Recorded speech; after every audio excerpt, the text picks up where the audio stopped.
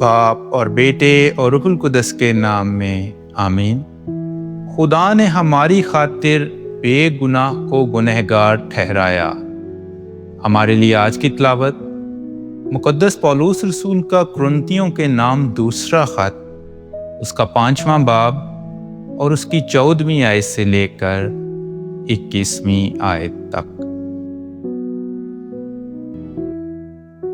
ہم مسیح کی محبت کی گرفت میں ہیں، اس لیے کہ ہم یہ سمجھتے ہیں کہ جب ایک سب کے واسطے مرا تو سب مر چکے، اور وہ سب کے واسطے مرا تاکہ جو جیتے ہیں وہ آگے کو اپنے لیے نہ جئیں بلکہ اس کے لیے جو ان کے واسطے مرا اور پھر جی اٹھا۔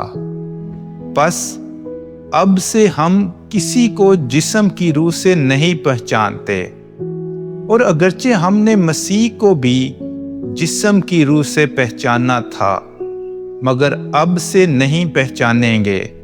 اس لیے اگر کوئی مسیح میں ہے تو وہ نیا مخلوق ہے، پرانی چیزیں گزر گئی ہیں، دیکھو سب چیزیں نئی ہو گئی ہیں۔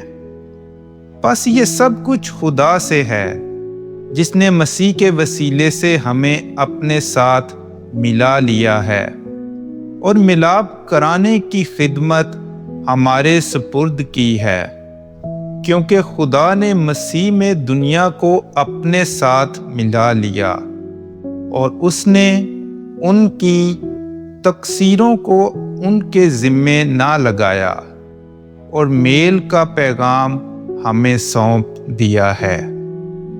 بس ہم مسیح کے ایلچی ہیں، گویا کہ خدا ہمارے وسیلے سے نصیحت کرتا ہے۔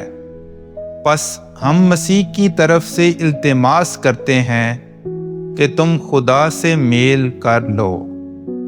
اس نے اسے جو گناہ سے واقف نہ تھا ہمارے بدلے گناہ ٹھہرایا، تاکہ ہم اس میں خدا کی صداقت ٹھہریں۔ پاک کلام کے پڑھے اور سنے جانے پر خدا کی برکت ہو۔